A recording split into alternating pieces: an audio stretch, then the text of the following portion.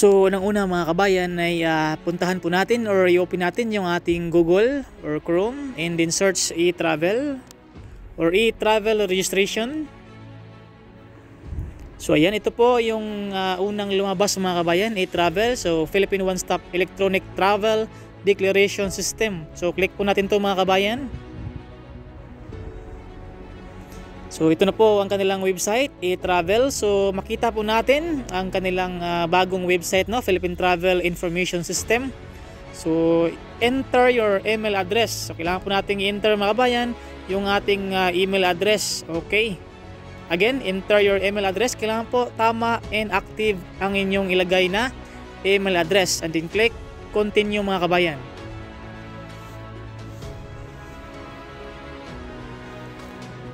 So the next, enter one-time password. So mag-email po natin or mag-email po sa ating email yung e-travel or yung taga e-travel, no? So tingnan po natin sa ating email address mga kabayan kung nag-send na po ba si e-travel ng OTP. So ayan, nag-send na po yung e-travel ng ating OTP. So ayan po. Ito po ay ating i-type lang or i-copy. Ayan. Copy. At i-enter po natin dito sa OTP. Ayan po. And then click continue mga kabayan.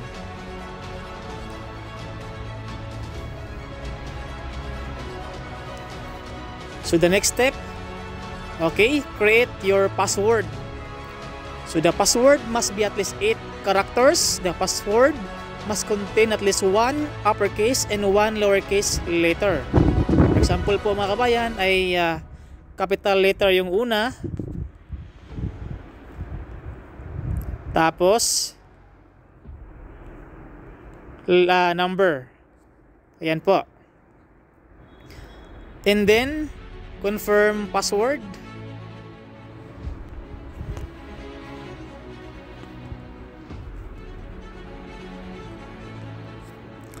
and then click continue mga kabayan. Okay, so nandito na po tayo mga kabayan sa first step, no, out of 3. So onboarding personal information. So personal information, kailangan na po nating mag-take ng selfie or mag-upload ng ating photo.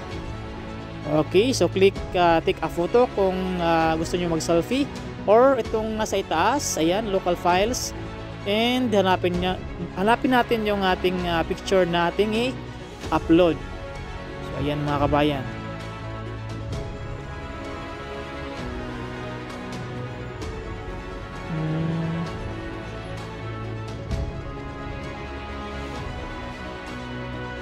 Ayan, yan po yung aking in-upload mga kabayan. Next, piliin natin itong Philippine passport holder. And then first name, yung ating pangalan. And then next, middle name. Kung wala po kayong middle name ay skip lang ninyo po mga kabayan. So next, last name. And then next, suffix kung may suffix kayo. Junior, senior, the third. Kung wala po, ay skip lang po natin yan mga kabayan. So next, sex. Kung kayo ay male or female. Yan. Required po yan. Male or female. And the next, birth date, kung ano po ang iyong birthday. And then mobile number. So dito po sa mobile number mga kabayan ay number po sa Pilipinas. So +63 po.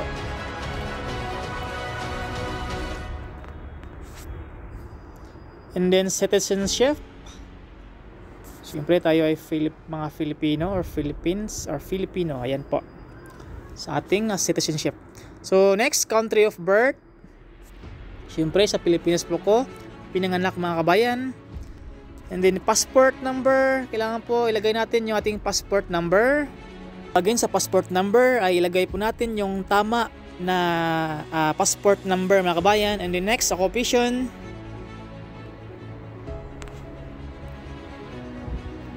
Kung ano po ang inyong trabaho dito sa ibang bansa. Okay.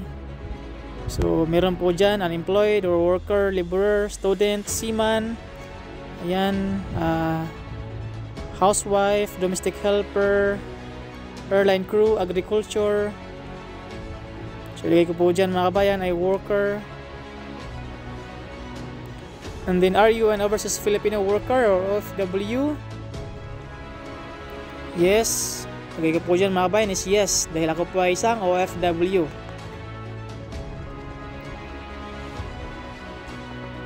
Yes. And then, on the next OFW classification, ako po ay land-based dahil hindi po ako seaman. So, type lang po natin or i-click natin yung land-based and then click next mga kabayan. So, again, click next. So, step 2 out of 3. So, onboarding permanent country of residence. So, permanent country of residence. So, Pilipinas po sa akin, Philippines. So, state or province. Ako po ay province ng Bohol. And then city or municipality. Siyempre, yung ating city or yung ating municipality. Or yung ating lungsod. Barangay. Ilan po yung ating barangay. And then house number or building or street. Lagay ko po dyan is purok 1. And then address line 2. Ito po ay optional. So kung wala pong address line 2 ay skip lang po natin yan mga kabayan. So click next. So dito na po tayo sa step 3 out of 3. So ayan po yung ating information, onboarding summary. So andyan po. Check nyo po yan mga kabayan kung ito po ay tama or mayroon pong mali. Saka po natin i-edit. So, ayan, andyan po yung ating Philippine passport holder, email address, pangalan, buong detalye ng ating pagkatao.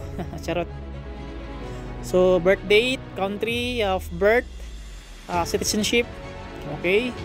So, OFW, land base, andyan po yung ating permanent country of residence. Okay, so kapag okay na po mga kabayan or tama na po lahat mga kabayan ay click submit. Ayan. So yes, tayo po ay successful sa pag-rehistro dito sa e-travel mga kabayan. So ito na po yung ating account dito sa e-travel mga kabayan. No? Nandiyan po yung ating picture, yung ating buong pangalan, yung ating passport number. Ayan po, welcome yung ating pangalan. So ito po yung ating home at yung ating profile. Andyan po yung ating profile. Ito po yung ating information. Ayan po. So ang tanong naman ng ating mga OFW ay kung paano kumuha ng QR code, no? Kapag tayo ay pauwi na, no? So ng ating bansang Pilipinas or yung pabalik sa ibang bansa. Okay, again po, 3 days po bago yung ating mga flights ay dapat na po nating magparehistro or mag-register dito sa e-travel or kailangan na po natin kumuha ng QR code. So bali, wala pa po tayong QR code mga kabayan. So ganito po ang proseso kung paano kumuha ng QR code. So next, new travel declaration. So click po natin ito mga kabayan. So ayan, announcement. You may only register within 72 hours prior to your arrival or departure in the Philippines. So malinaw po mga kabayan na 72 hours po bago yung ating mga flights ay dapat na po tayong mag-rehistro dito, no? At kumuha ng QR code. So the first step ay click na yung arrival entering the Philippines. Again, sa mga pauwi ng Pilipinas ay click arrival entering the Philippines. So kung kayo po ay pabalik sa ibang bansa, ay click departure leaving the Philippines. Click po natin dito ay arrival entering the Philippines mga kabayan. Nila ko po ay pauwi ng bansang Pilipinas. So click continue.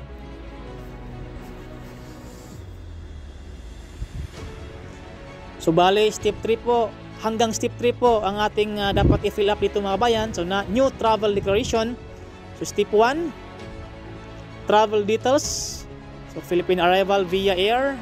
So purpose of travel. So first step, purpose of travel. Ayan po, no. Ako po ay returning resident. Again, sa purpose of travel ko po ay returning resident. Dahil ako po ay uuwi ng Pilipinas. Okay? Next, traveler type. Ako po ay aircraft passenger. Ako po ay pasahero ng eroplano. Okay? Again, aircraft passenger. So next, country of origin. Saan pong bansa kayo galing mga kabayan? So ako po ay galing sa bansang Saudi Arabia. Okay? Kung kayo po ay galing sa Kuwait, Dubai, or Qatar, so ilagay nyo po dyan mga kabayan. Hanapin nyo po.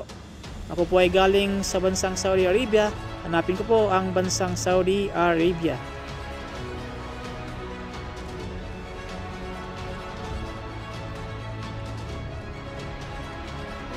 Ayan po, nandiyan po. Okay. So next, destination upon arrival in the Philippines. So kung kayo po ay uwi ng bahay, ay residence. Kung kayo po ay magstay ng hotel or resort, so click hotel or resort. Or mag-transit, or click transit. Ako po ay uwi ng aming probinsya, ay residence. So click next, click the box, same as permanent country of residence. Ayan po. So next na po tayo, flight information. Dito po ilagay po natin yung information ng ating flight pauwi ng Pilipinas. Date of arrival. Okay. Pizza po ng ating pagdating sa Pilipinas.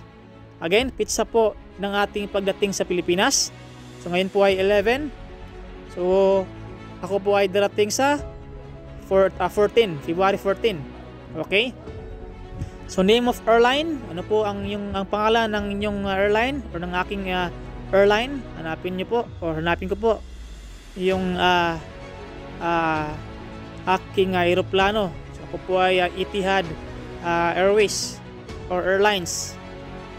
Ayan, Etihad Airlines. Flight number, lagay ko po dito yung flight number ng aking sasakyan na airlines, Etihad Airlines. So flight EY424.